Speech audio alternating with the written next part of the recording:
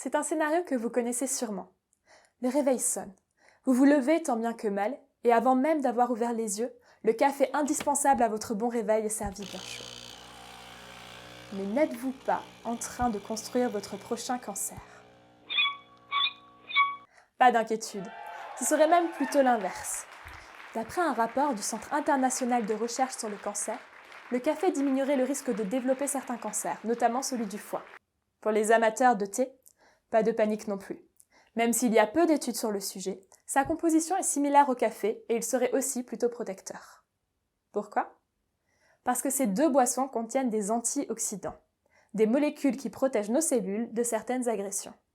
C'est un peu différent pour le maté, cette infusion traditionnelle de l'Amérique latine. Avec la chaleur, une molécule néfaste est libérée dans votre boisson, ce qui augmente le risque de cancer.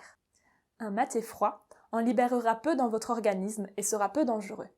Plus la température de la boisson augmente, plus cette molécule sera libérée et plus le risque de ce cancer augmente. De manière générale, surveillez la température de vos boissons.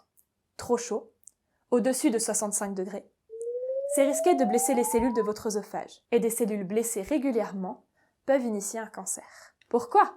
Me demandez-vous. Pour cela, il faut se pencher sur qu'est-ce qu'un cancer. Imaginez un nombre infini de petits bonhommes qui travaillent ensemble. Ce sont vos cellules.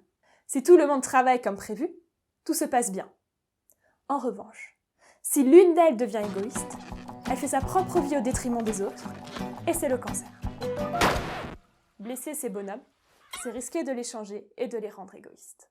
En conclusion, si le café réduit le risque de développer un cancer, a-t-on le droit d'en abuser? Pas vraiment. Il existe de nombreux types de café différents et les études ne les ont pas tous analysés. De plus, en dehors du cancer, la caféine peut avoir des effets néfastes sur votre santé, comme par exemple l'hypertension. Après tout, comme l'a dit Paracelse, c'est la dose qui fait le poison.